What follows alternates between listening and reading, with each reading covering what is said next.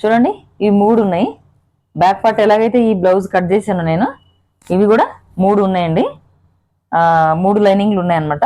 3 బ్లౌజులు అవి ఇలాగా 4 ఫోల్డ్ మీద వేసుకోవాలి. నార్మల్గా వేసుకుంటాం కదా మనం, ఫోల్డింగ్ ఇలాగా డబుల్ ఫోల్డ్ ఇలా వేసుకోవాలండి. చిన్న పెద్ద ఏమున్నా చూసుకోవాలన్నమాట. ఎగుడు దిగుడు లేకుండా కట్ చేసుకొని నీట్గా వేసుకున్న తర్వాత బ్లౌజ్ కరెక్ట్ ఉందని చెప్పారు కాబట్టి తొందరగా అయిపోతుంది పని అనేది, చాలా ఫాస్ట్గా అయిపోతుంది.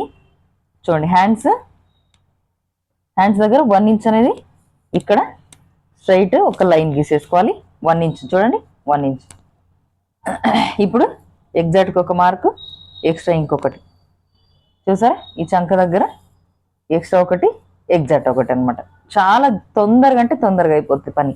1 మినిట్లో మనం బ్లౌజ్ మొత్తాన్ని కట్ చేసుకోవచ్చు. చూసారా ఇలా. ఈ బ్లౌజ్ వాళ్ళు కరెక్ట్ ఉందని చెప్పారు కాబట్టి మనం మార్చాల్సింది ఏమీ లేదు. ఇప్పుడు 3 ఒకసారి కట్ చేస్తున్నాం చూడండి. ఒకరివే బ్లౌజ్ ఇవి, 3 బ్లౌజులు ఒకరివే. లైనింగ్లు అండి ఇవి. మెయిన్ ఫ్యాబ్రిక్ అయితే తర్వాత కట్ చేసుకుంటాను. లైనింగ్లు అనమాట. ఇప్పుడు ఫ్రంట్ పార్ట్ కట్ చేయాలి.